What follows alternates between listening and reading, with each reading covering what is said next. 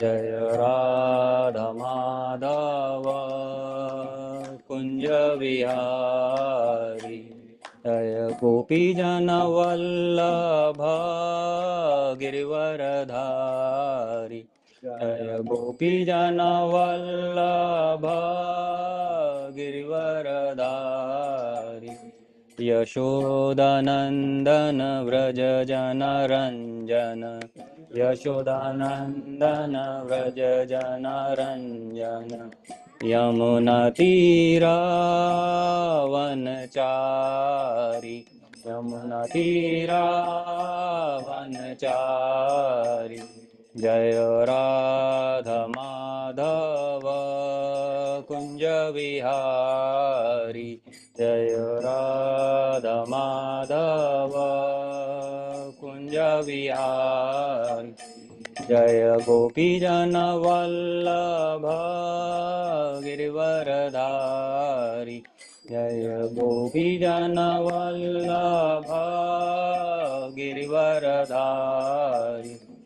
यशोदानन्दन व्रज जनरञ्जन यशोदानन्दन व्रज जनरञ्जन यमुनातीरावनचारि यमुनातीरावनचारि जय राधा माधव कुंज विहारी जय राधा माधव कुंज विहारी जय गोपी जन वल्लभ गिरिवरधारी जय गोपी जन वल्लभ गिरिवरधारी यशोदानन्दन व्रज जनरञ्जन यशोदानन्दन व्रज जनरञ्जन यमुनातीरावनचारि यमुनातीरावनचारि हरे कृष्ण कृष्ण कृष्ण हरे हरे हरे राम राम राम हरे हरे हरे कृष्णा कृष्णा कृष्णा हरे हरे हरे राम राम राम हरे हरे हरे कृष्णा कृष्णा कृष्णा हरे हरे हरे राम राम हरे हरे हरे कृष्णा कृष्णा कृष्णा हरे हरे हरे राम राम हरे हरे हरे कृष्णा कृष्णा कृष्णा हरे हरे हरे राम राम हरे हरे हरे कृष्णा कृष्णा कृष्णा हरे हरे हरे राम राम हरे हरे ओम अज्ञानतिमिरन्धस्य ज्ञानाञ्जनशलाकया चक्षुरुन्मिलितं येन तस्मै श्रीगुरुवे नमः। ओम नमो भगवते वासुदेवाय ओम नमो भगवते वासुदेवाय ओम नमो भगवते वासुदेवाय ओम नमो भगवते वासुदेवाय ओम नमो भगवते वासुदेवाय ओम नमो भगवते वासुदेवाय Hare Krishna. Thank you very much for coming to the temple and giving your precious time and allowing me to serve in the mission of Guru and Gauranga. Yeah, since we are in the month of December, you must be already aware because today's topic is based on this book, and this is basically essence of all the Vedas. I'm sure most of you might have already be having and might have gifted others also, but this is the essence of all the Vedic literature, all the Vedic knowledge which Shilpavad has distilled for us. So I'll be talking on the basis of this book today. Something which happened when this book was the compilation of all the verses which were told by Lord Krishna to Lord Arjun when he was faced in a moral dilemma of what is right and what is wrong. And we are talking about dharma. So the time which we'll be talking about when this lectures and instruction were given in Bhagavad Gita to Arjun, and when the war got over, because this was the beginning of Mahabharata war, and when this Mahabharata war got over, that was the time when after ruling for 36 years, they saw Pandavas saw many inauspicious things happening, so they realized Krishna has left this world, so they also decided to leave, and they had only one grandson, which was Parikshit Maharaj, and they made him as the emperor of the world, and then they left. So this is the point timeline where we are talking about today's session. So as Shilpabad mentioned, so today we'll be talking about what dharma is, what are four legs of dharma, and how they reduce in each age. We may think that okay, maybe we are living these times, but everything has its own basis, and unless, of course, God gives us free will, but unless we use our free will in the direction of what God wants us to do, we cannot change this cycle. And as we'll be seeing this in this verse, yada yada hi dharmasya glanir bharata abhyuthanam adharmasya tadatmanam sridhamiham paritranaya sadhunam vinashaya cha dushkritam dharma sansthapanarthaya sambhavani yuge yuge. Whenever there is a decimation of righteousness and surge in wickedness, O descendant of Bharat, I manifest myself periodically to protect the righteous, to destroy the wicked, and to reestablish the dharma. So, what is dharma he's talking about? We are talking about that, and he is God, Lord Krishna himself, who is mentioning this. So, just to give a brief introduction, when as we were discussing, when Pandavas had left and Lord Krishna had long back left, this is a time when Parikshit Maharaj was a ruler of the world, and this time he already started sensing that now the times are changing, and it's something like this: howsoever hard we try, but we cannot stop time, because Krishna says of all the things he is time himself, and we can escape anything, but we cannot escape time. So we are talking about time. Dwapar Yuga is ending and Kali Yuga is about to begin, and Parikshit Maharaj started seeing many signs of inauspiciousness happening. Though he was ruling perfectly, but he could sense that things are not the same as they used to be. And that's the time where he came across one person who was very evil, though dressed really royally, and he was trying to harm a bull. He has already cut three of its legs, and there was only one last leg, and there was a cow which was near that and which was crying. So Parikshit Maharaj was a bit surprised, but he got very angry. He thought that okay, now there's as a king, all the subjects are my children, and somebody is harming, I must protect. So he decided to kill Kali. But then this Kali was very wicked and very cunning. He realized that now I cannot beat him by my strength. So he straight away said, okay, I surrender. Now comes the question, should Parishit Maharaj kill him? Because if he kills Kali, then all the inauspicious will be gone. But then he's facing another moral dilemma, because he's saying, I am surrendering. And as a Kshatri or as a warrior class or as a protector class, a person who surrenders, and if you are a righteous ruler, you cannot refuse. So he decided, okay, I'll not kill him, and I'll allow him to surrender, but at the same time, I leave conditions for him under which he can stay in my kingdom, otherwise he cannot. So then what we was that, we'll just a small video for that. And then Kali agreed.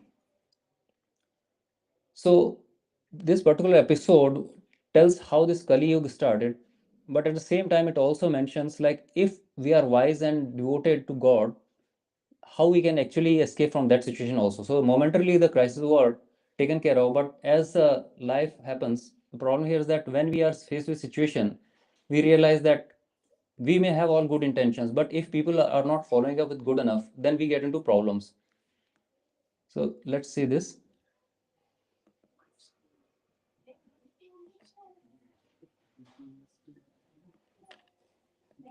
Do you know? He was the same one whom Lord Krishna gave life at the time of birth, Just a who minute. is son of Sorry. in Sorry.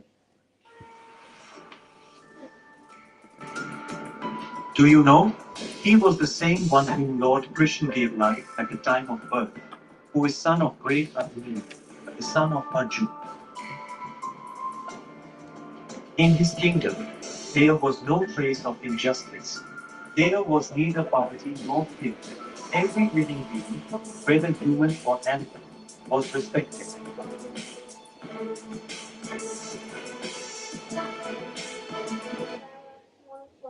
But could such a golden age last forever? Or had time woven a different fate?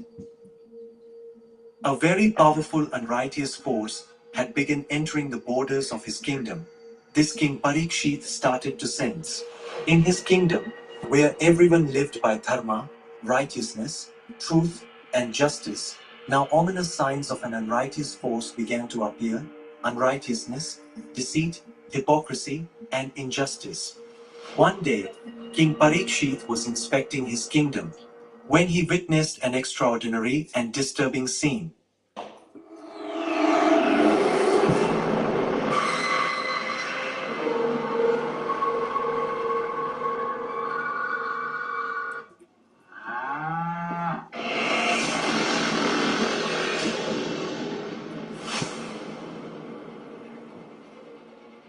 A strong man was mercilessly beating a cow and a bull, who symbolized the earth and dharma respectively.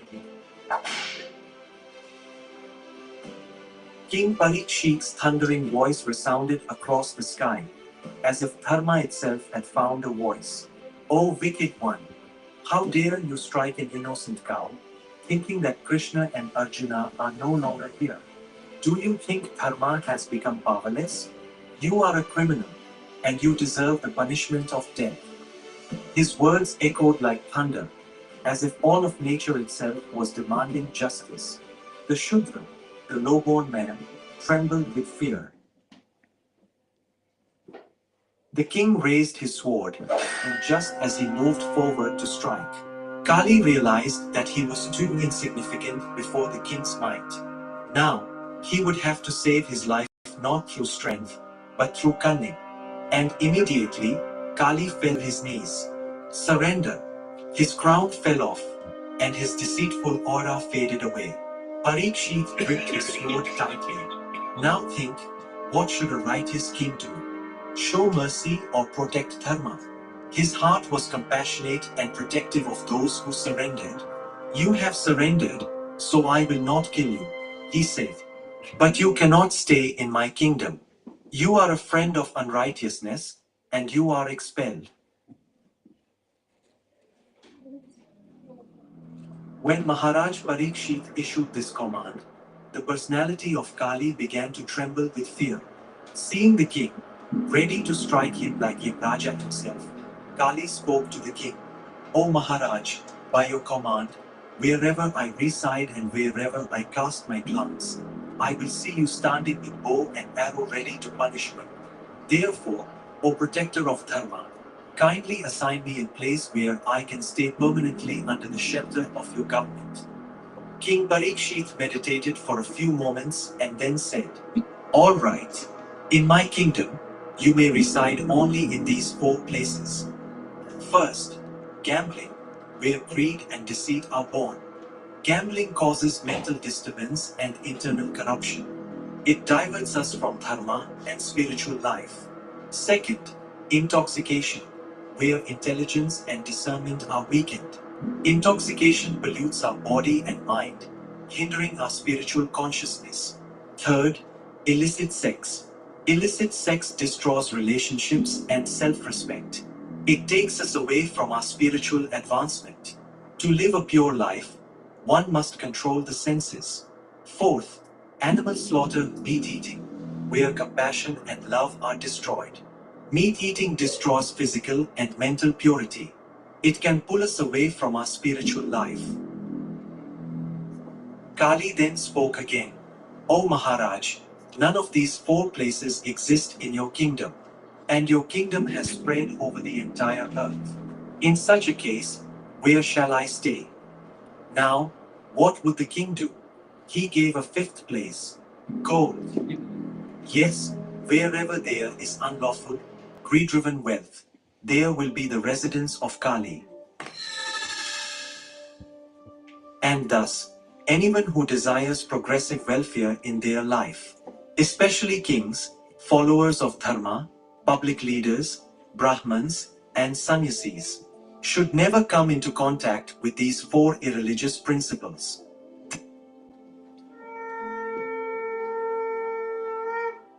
This was the story of how Maharaj Parikshit defeated the wicked Kali.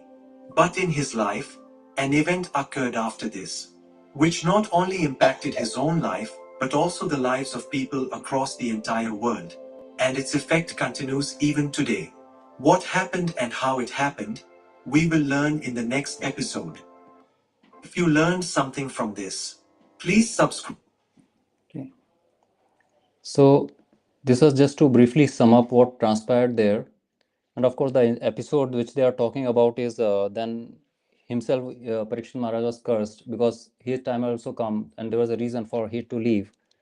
And that was the time he was cursed to leave. And of course, then he perfected his life within 7 days by taking holy instructions. That's another episode. But we realized that time was there and Kali was about to begin, so it could not be stopped in any case. But since Parikshit Maharaj was wise and he was the one who was protected by Krishna himself when he was about to take birth, so he could single-handedly stop. And Kali also realized that he cannot do against anything against the devotee. So that is actually our target also. If we cannot save others, at least we can try to save ourselves first, as they say in airlines that if there is a crisis, firstly put oxygen mask in yourself, then to the fellow passenger. So we realize we are talking about dharma. So basically, what is dharma? It's basically the moral and cosmic order that sustains the universe. Everybody has its own dharma. Like if you realize, talking about a cow, it just eats and lives as an animal, but she's holy and she gives us milk, which we use for many sacrifices also. So everybody has its own dharma. Like gold shines, sun shines, sun gives heat, water gives quenches our thirst. So everybody has own dharma. So as a human being, what is our dharma? So these are the four things which we are talking about. So we were talking about this bull which Kali was trying to cut. And when Parikshit Maharaj asked, "Why are you crying?" when they start discussing that who is the person who is killing and who is suffering, so then Parikshit Maharaj could understand that these bull and this cow are not ordinary ones, but they are symbolic of something. Then he realized that dharma is basically bull is coming in the form of a dharma is actually coming in the form of bull. It was Yamaraj himself, and the cow who was crying was basically Mother Earth. She was seeing the signs of inauspicious growing, so that's why she was crying. So they had taken that form. So these four legs which were being cut were tapas, or which is called austerity or discipline, and shoch, which is purity or cleanliness, daya, which is compassion or mercy, and satya, basically truthfulness. So if all these four legs are there, like you can see that is a chair, if it has got four legs, if it's having all the four legs strong, then it stands perfectly. So if they are like that, then society will be peaceful, happy, and spiritually strong, which we can see is not happening right now. Forget about others. If we sincerely do some introspection, are we ourselves feeling peaceful or happy or spiritually strong? So we can see we are also indicator of the society. Because what is society comprised of? It's comprised of us only. So tapas, some people wonder what is this tap or tapman, like they say in Sanskrit, is basically talking about temperature, and tapas basically to heat it up.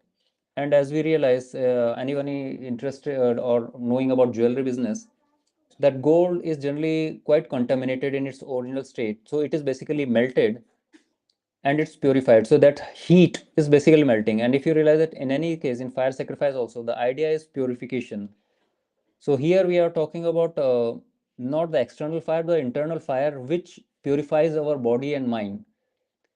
So when you are burning away impurities, and so basically we are taking care of our impurities, which could be mind related, thought related, our attachments, negative habits, whatever these things. So basically then we start being stronger in our spirituality and our growth. So we are talking about something like controlling our senses. Okay, if I'm eating, if I can be satisfied with 4 breads, I should not go for 6 overeating.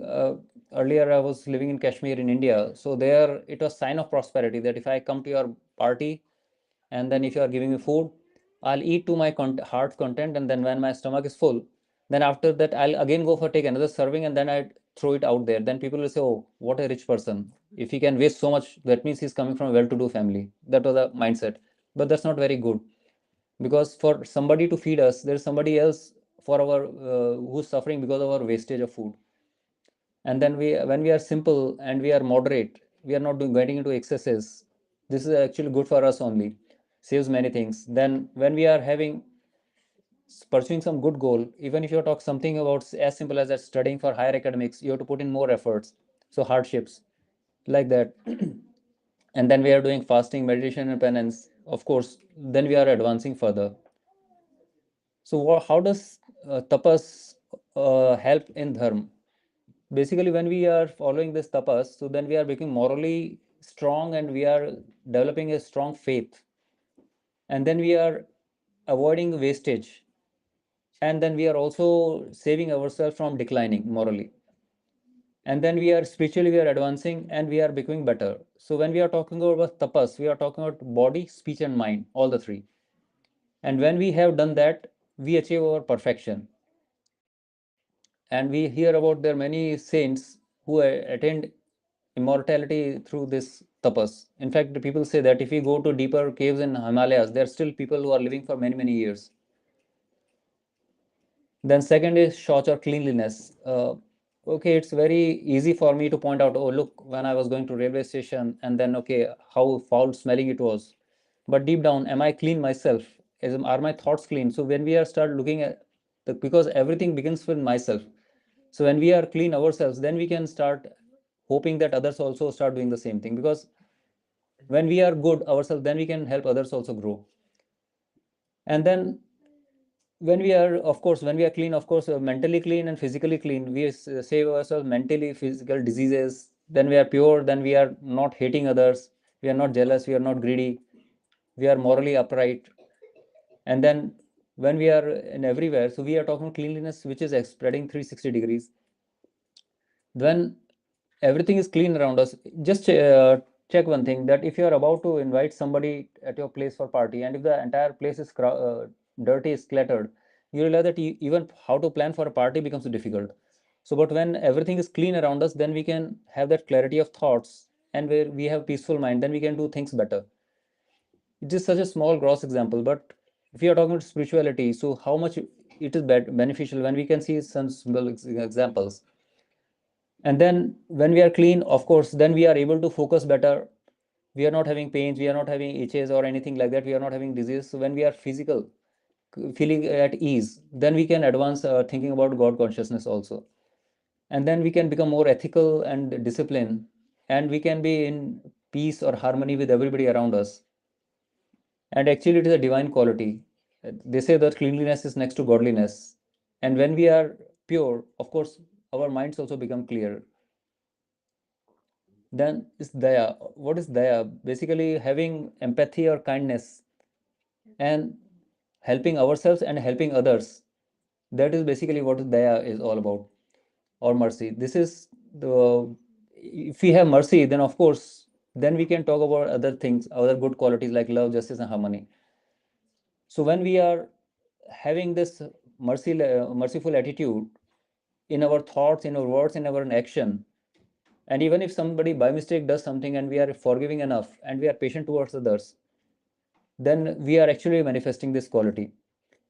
And then we start talking about charity. Charity can be of different types. Like we're talking about Bhagavad Gita, which can be distributed. That's also a charity and selfless, because you are not thinking from your perspective, but how it is going to help others. And then we are talking about respecting others, because why should we respect others? Because God exists everywhere. If I can't respect people around me, then how do I expect to respect God when the right time comes? And then how it helps in dharma. When we are having this trait of mercy, then we won't be harassing anybody. We are not going to suppress anybody, which we see happening around us most of the time. And then when we are happy and others are not happy, or we are happy at the cost of others, how can we live in social harmony? How can there be good society? There was one news, I was told that yesterday before, somebody was burnt alive in a country because he was from different religion. Of course, they instigated. But when we are having this type of cruelty going around us, what can we talk about dharma in that case?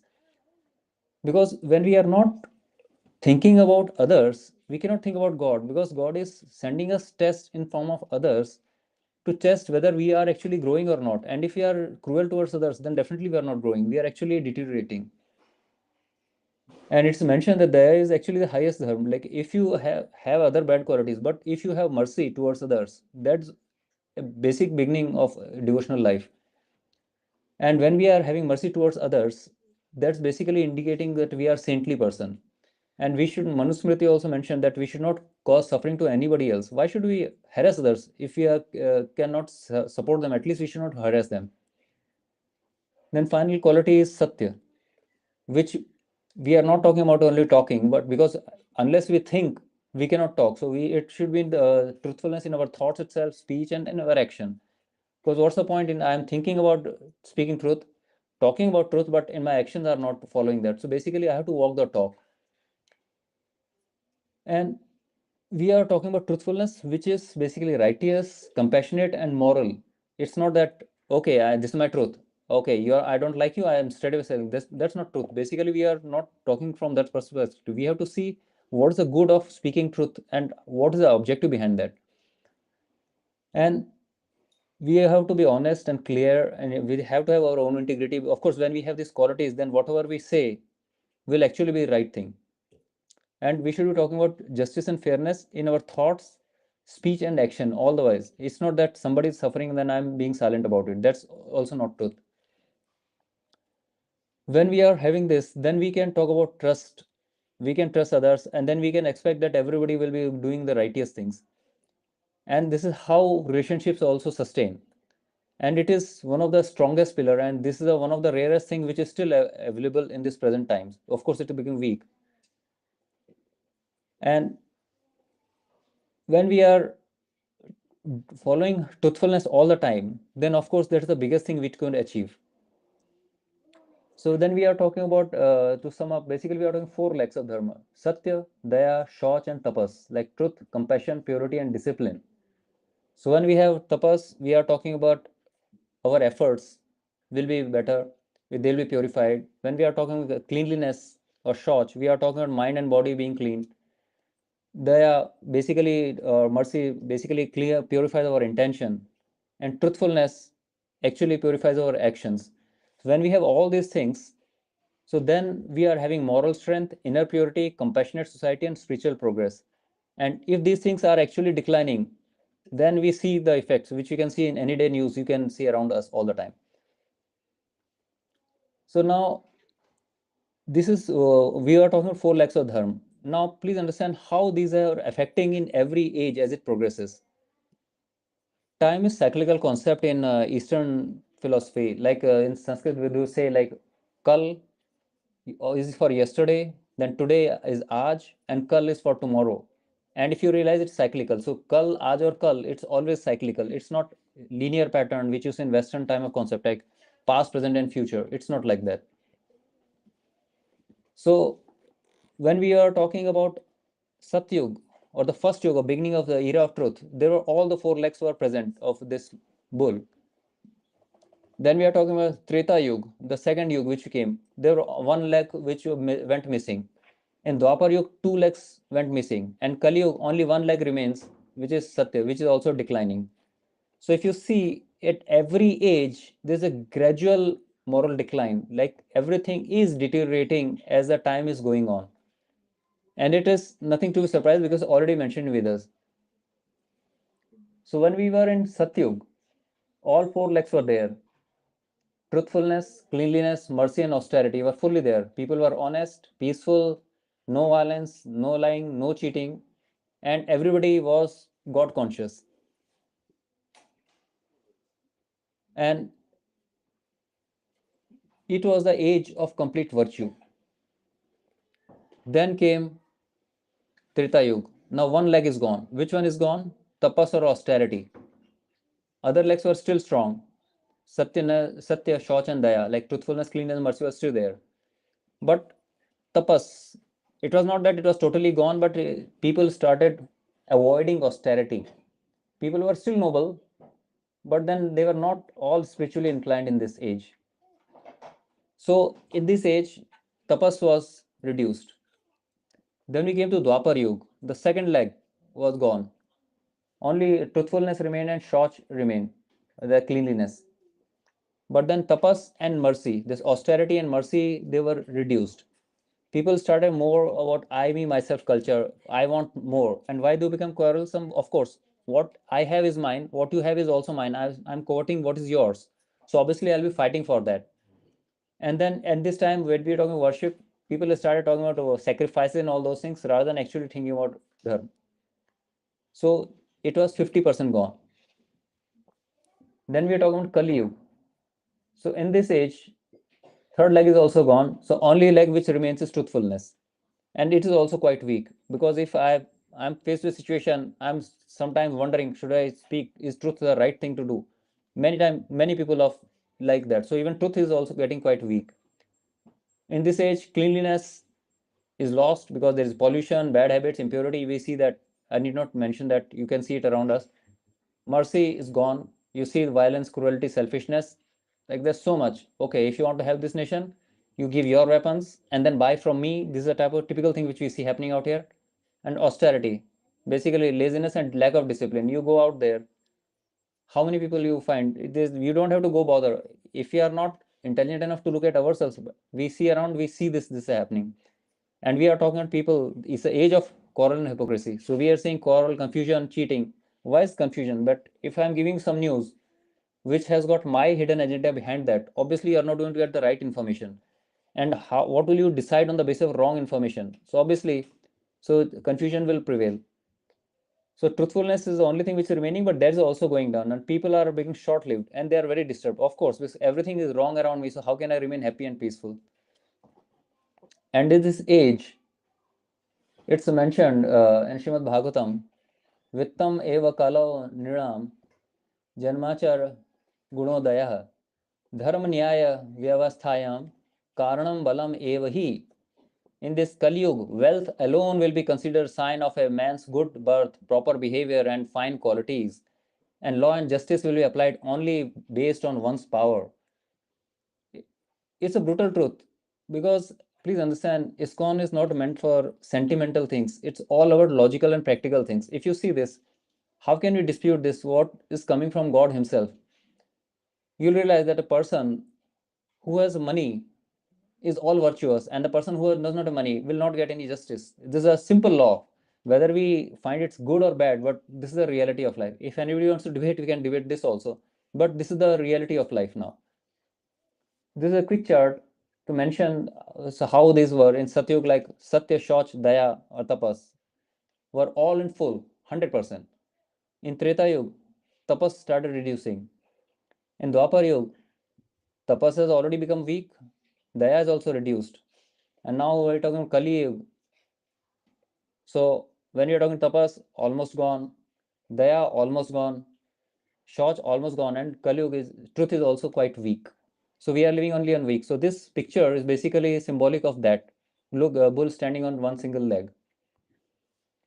And now we may wonder that when we are talking about so much about dharma, so why should we bother about dharma when life is going on? So why can't we go on like that? Then there is this dharma rakshati rakshitah. Dharma will protect to those who protect it. You cannot expect me to protect you if you cannot protect me. That's the way dharma is talking to us. So dharma suyole nihita. Yotka Shuelavat Sita. In Satyug, we were talking about realization by terms of meditating on Lord Vishnu. In Treta Yuga, it was performing sacrifices. And in Dwapar Yuga, we were elaborating temple worship. And now we can just do the chanting of the holy names. Hare Krishna, Krishna Hare, Hare Ram, Ram Ram, Hare Hare. Thank you very much. Any questions or any comments, please feel free to ask. Thank you. In modern India, there's a lot of people say that I'm not dharmic, I'm spiritual. But can you be spiritual without being dharmic? I'm sorry, let me put it this way. Spirit stands for two things. Are you talking spirit in religious sense or we are talking in terms of alcohol? So when they are talking spirituality, what spirituality are they talking about? No, no, no. If you ask them, they'll realize that it's very easy for me to manipulate words because we are living in Kali Yuga. This is how we manipulate things. Where we are talking basically, how can we be rid of dharma in any case? If you are not dharmic, we cannot be spiritual in the first place. Because only in human species, we have this concept of sin. Any animal or any other species other than human beings will not incur any sin, only human beings. And why do we do that? It's something like this. When we are staying at home and our friends come in, if there's any mischief going on, who parents will punish? They'll punish their own children. They won't punish the outsiders. So likewise, we are the closest to God. We are the closest in divine qualities. In fact, everything which we have comes from Krishna himself. We are closest to what God is. And that's why the closest we are to the God, the more is our responsibility. That's why they say that when we are talking about dharma, it's the Indians who get the most karmic reaction because they are the closest to being near the holy place. It's something like this: the closest we are to the fireplace, the more warmth we get. The farther we are away, we don't feel that effect, and so our effects are also not that. So, like if Indian person makes a mistake, will be punished more severely than a Western person. And if we are trying to go away from responsibilities, we can fool others, but we cannot fool God. We cannot fool ourselves. So unless we are dharmic, we cannot be spiritual. It's a very simple way of just putting it this way. Yeah, yeah, yes.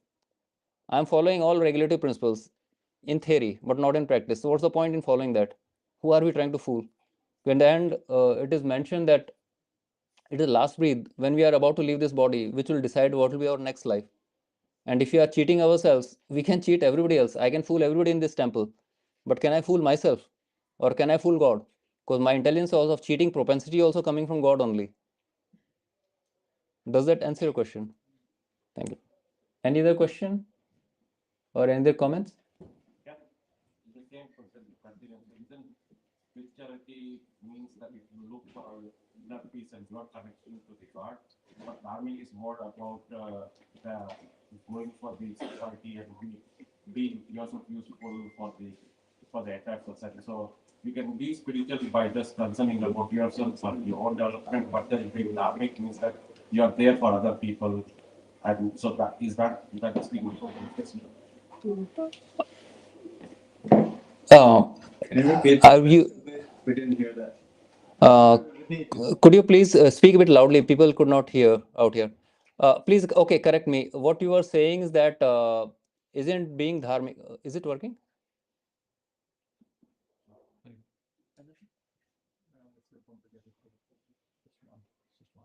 Okay. So I was to repeat myself. So I was Could you please come to this side? So because everybody heard in that hall, but here, I'm sorry to trouble you, probably. I'm sorry. Because this is an important question. That's why we are insisting. Please, yeah, here. Yeah. so yeah, I was actually.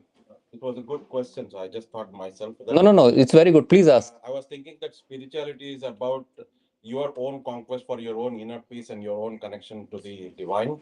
But then the being dharmic means that you're available for the societal good and for your own other friends and other people around. So you can be just focused on yourself and not be bothered about the world around. So then you're spiritual, but you're not dharmic then.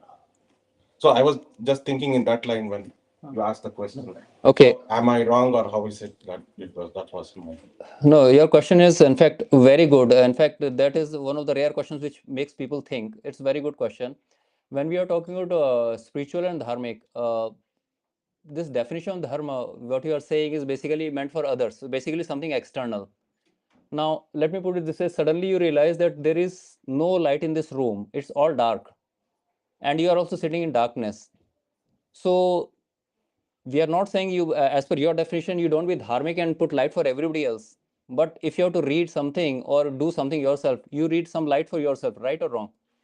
So if you are lighting a small lamp for yourself, and if light is basically enlightening everybody else, it's not extra cost to you, but it's benefiting everybody else, isn't it? And likewise, if I want to, why do they say that if you want to change the society, be the change you want, isn't it? So if you are just, let's follow at micro level itself. Let's say you just don't bother what dharma is all about. Be very selfish, because at the end of the day, intelligent people are selfish. So be very selfish, just follow your spirituality, but you follow for yourself truly. But if that is helping all of us also, if nothing else, as an inspiration, okay, look how good person he is. You are not giving anything to us, but just looking at you is inspiring enough for us, isn't it? Why do they say that the person in authority, if that person sets an example, like here we see Maharaj Parikshit single-handedly was stopping an entire era. So likewise, if you are that good person yourself, you are spiritual, let's say you're not going as per the definition of dharmic, if you are good, is that not good enough for you in the first place?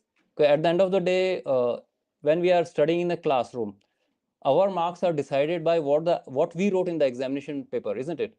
So likewise, when we are good in ourselves, and if it's knowingly, unknowingly helping others, that's not a loss. So does that answer your question of spirituality, why spirituality is right? Yeah. Yeah. And when you are right, and if everybody start thinking like that, so have you not achieved your objective in any case? And by default, you are actually dharmic yourself. And frankly speaking, what is dharma? What is the dharma of a salt? Saltiness. And whatever you do, if I say I'm putting salt in your ice cream, you'll say, what nonsense? Ice cream is supposed to sweet, it's not. Or I'm making kheer for you, or paisam, and I'm putting salt on it. It won't change its dharma. It remains the same. So dharma is something which cannot be changed. Whether you're doing the right thing or wrong thing, that's a different issue. But dharma is something which cannot be changed. It's a definition, oh, you are dharmic. And by the way, the conception of what you're saying is meant for dharma is meant for others, not for me. Where is that coming from? Basically, the people who are trying to manipulate you. Because dharma is basically something which you cannot change. You are a human being. Can you change that? No, I am panda or I am ostrich. You cannot be that. You are whatever you are. So that is your dharma. And spirituality is basically what you are realizing towards yourself and towards God. If you are focusing only on God, obviously, then we don't have to bother others, because they will automatically, our line, action, thought, everything will be helping others in any case. Srila Prabhupada was spiritual person. He was a dharmic person. He was doing everything what he was supposed to do. Plus, then he started following his master instruction was to follow God, and he started doing that, and he perfected everybody else's life. So, if that is the example, I would say that is spiritual and dharmic both. Because if others were not following the standards which you are setting, but still he was progressing in any case. So, I'm not saying that you allow others to progress at your cost, but when you are yourself so good, obviously automatically you are benefiting and others will be benefiting. If others are not benefiting, at least you have satisfaction that you are benefiting yourself. Yeah. Does that answer your question, Pooja? Thank you. Pariksh. Yes, bro. I was just thinking about what he asked and what you said, and in Vaishnava Dharma, Yeah. it comes naturally to serve others. So you're doing your Dharma and you're serving others. But in Jnana Marg, Yeah. for instance, which is the prevalent idea of spirituality in a lot of places, like Yeah. a lot of India has this conception of a jnani sitting, meditating in a cave and all by themselves, and all the punya, all the credit is coming from this person alone. But in Vaishnava Dharma, we have Jivadoya, we have Vaishnava Seva, we have all these ideas that are doing this already, right? So I'm just wondering if it happens to us naturally. When we do Harinam, when we do this Kirtan, we're all doing it together, serving, right? Isn't this the way it goes? Yeah, you perfectly said. But are you aware that we are talking last time about Bhaktisiddhanta Saraswati Thakur also, who was teacher of Srila Prabhupada, spiritual master. And that time also this casteism was prevalent. Right now, you realize basically even now that us versus them is always prevalent in all the time, place, and circumstances. So, as you rightly pointed out, as a Vaishnava, And that's why even Shilpa was mentioned that okay, when you are talking about the word Brahmin, like in society of India, Indo societies was divided into four: Brahman, or the Brahmin class, or that is a teacher class, teaching class, and then Kshatri, the warrior class, then Vaishya, or this mercantile class, and Shudra, or the worker class. And as per this logic, this Brahmins were supposed to be ultimate. And in fact, Brahmin is not a word which remained in India. It went to Western lexicon also. And Brahmins of the society means like elite of the elitist. So ultimate. But at the end of the day, Shilpabad also mentioned many a times that a Vaishnav is superior even to Brahmin. That means if you are following God, it doesn't matter if you are coming from Western culture, if you are following God sincerely, and though I am born in a Brahmin family and I'm North Indian Brahmin, Badrinath side, the highest. But if I am not following, you are superior to me. That's what Shilpapa said. So Vaishnav is, of course, above all this. So then the Vaishnav does not bother what is dharma or spirituality because that's a part of life itself. How can I say that I'm enlightened, or if I'm saying enlightened when I'm not? So Vaishnav is actually enlightened. And that's the goal of every person in society. It's not only something domain of only Brahmins. And that was one of the reasons why this ninth avatar, Vishnu avatar, Gautam Buddha came. Because he realized that this exactly was the point that everybody was actually misappropriating the definition of dharma and religion and everything. So that's why he came to clear of all the misunderstanding. Okay, he started preaching against actually Vedas and everything. Okay, there's no such thing existing like that. Because if you want to write something in this board, which is mentioned out here, you have to wipe it clean before you do something. That's exactly one of the reasons why when we are having cyclical age, when the Kali Yuga ends, everything will be wiped off clean and then everything will start afresh in Satyug. So same way Gautam Buddha was, as ninth avatar was trying to do the same. And that's why when that everything started, everybody started forgetting all the excesses of Vedic culture was gone. And then Chaitanya Mahaprabhu, Krishna, Lord Krishna himself comes 500 backs to as Chaitanya Mahaprabhu to again revive the same movement. And that's why we are still living in this golden age of Kali. In this age, as we see this in this chart itself, chanting is the easiest way. Why we're insisting, like you'll say, okay, why we're talking about the Bhagavad Gita or book decision month? Why we're talking December is such a month? Because when you are having truth and when you're spreading it across, if I'm talking to him and I'm giving him this book, he may forget what I've done. But when he goes at his place, at his own time, place, and circumstances, when he starts reading it, so he gets some knowledge.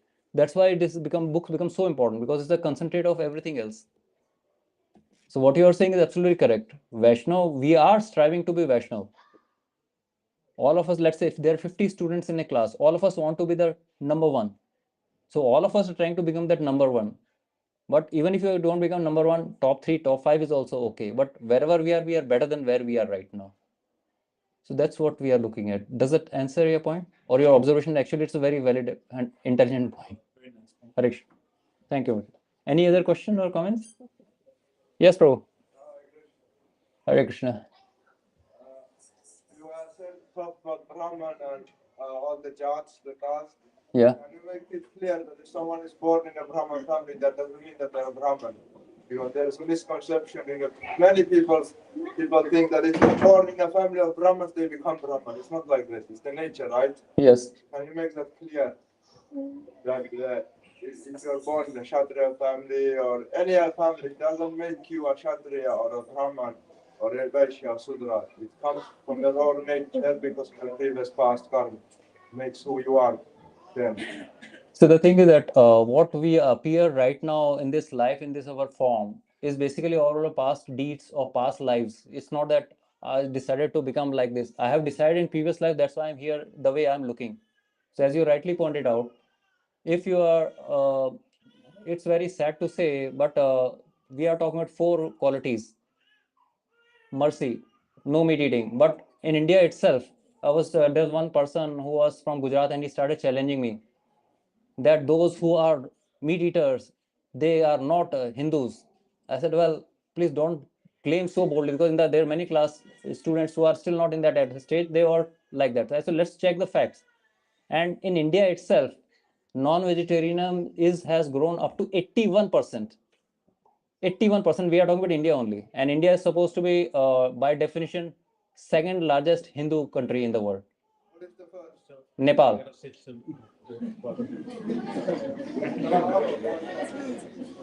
Okay. So basically, if I claim big things, oh, I'm a Brahmin and all those things, if I'm meet myself, so basically, I don't have moral right to be uprighteous for you. I cannot pretend to be anything else. So basically, handsome is handsome does. What my actions are define who I am. So that's why we are all trying to become Vaishnav. It's something like this in mathematics, like tending to infinity. That's our goal. We are trying to reach that goal. And we hope that before we die, we achieve our goal of becoming a true Vaishnav. One more question regarding the caste system. This is a misconception that people think that Brahman is better than Sudra, or Sudra is better. There is the system which God has made, but does it make a Brahman better than a Sudra? Honest. Probably, I'll tell you one thing. I don't know whether you know this or not. There are many videos also coming that Finland is not as lucrative as it seemed to be for foreigners earlier. Okay, there are many people who are fooled. Okay, this is the happiest country, 8th year running, the happiest country in the world. You please come here. And then agents are actually doing that and saying happy country. As a foreigner, I come here and after 1 year, I try to bring my family here. And then I realize the best job I can get after high education is serving for Volt or Foodora.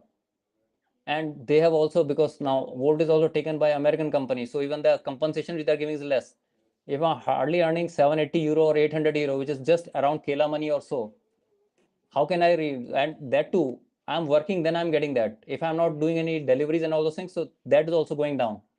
So what am I doing?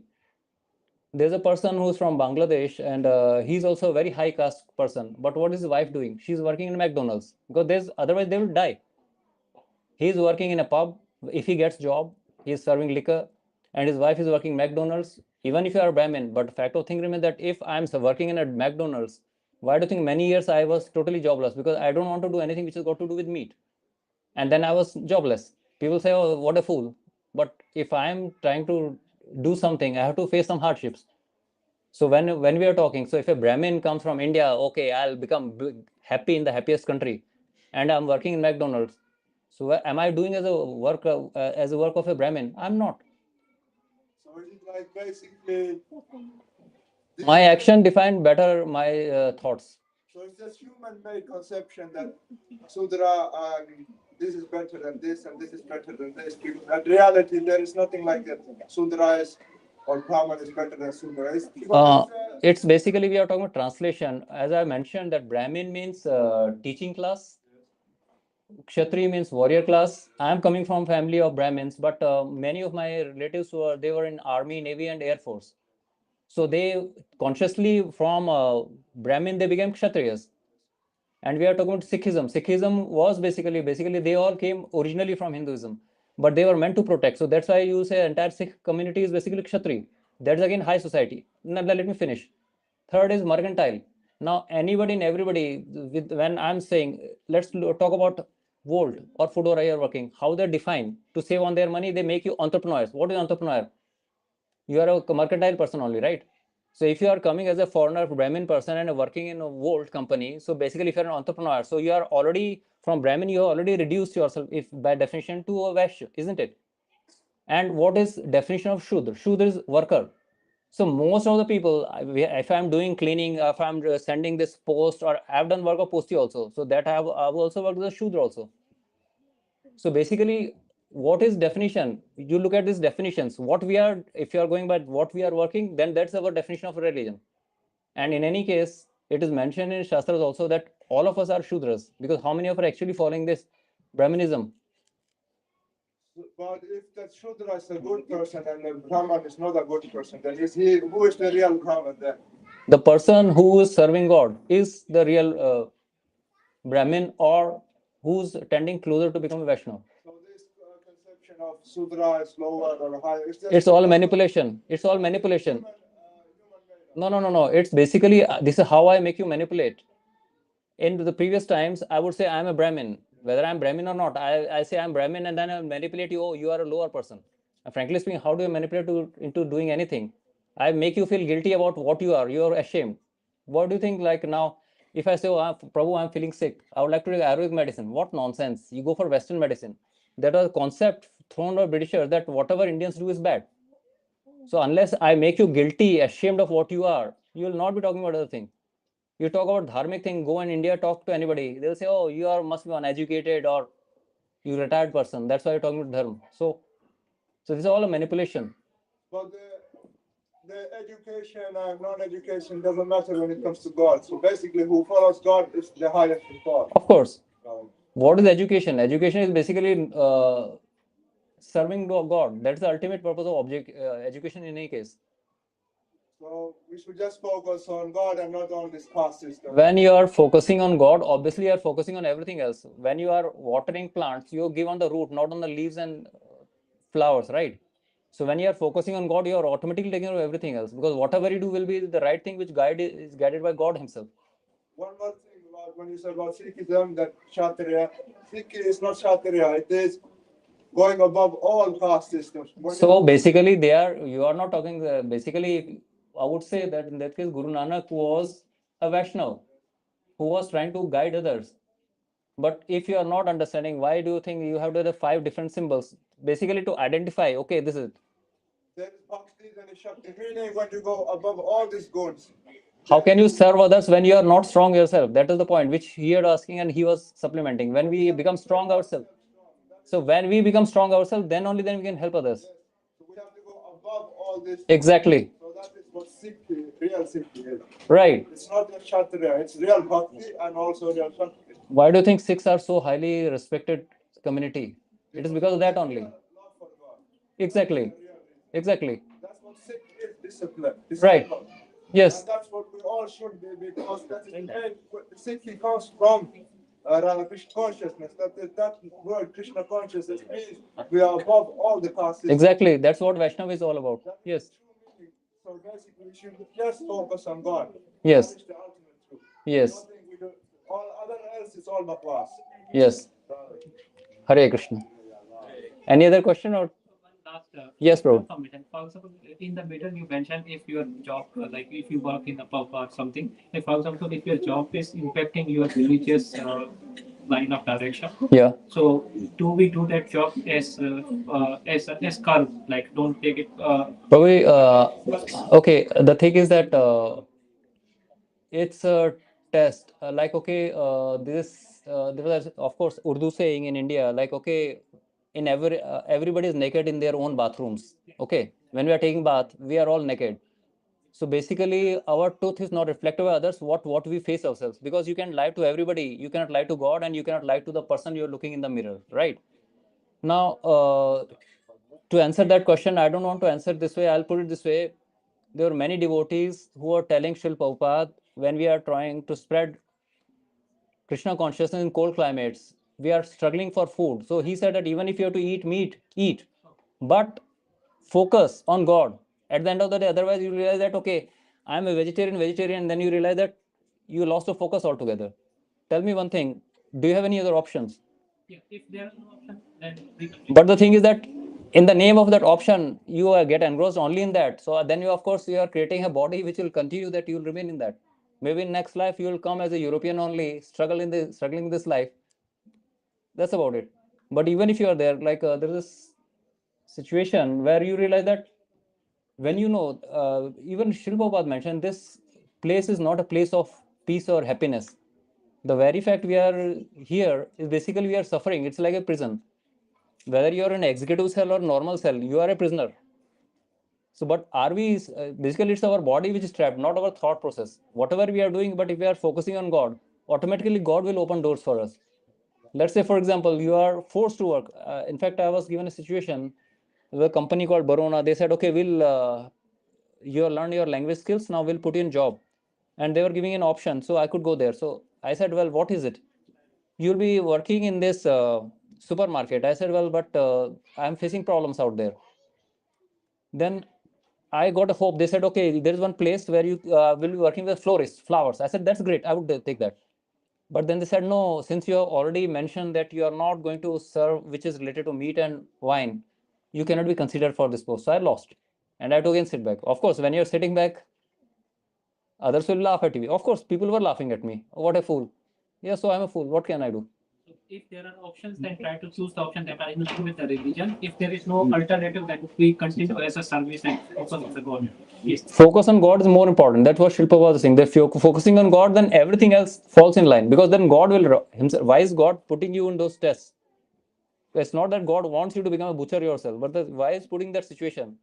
So that when your conscience is right, obviously God will give options. Somebody will come, oh Prabhu, you are doing this. You said you are good in this. Why are you teaching or something? Some Brahmin profession. Things have happened for me like that. Okay. Thank you, Vijay. Hare Krishna. Hare Krishna.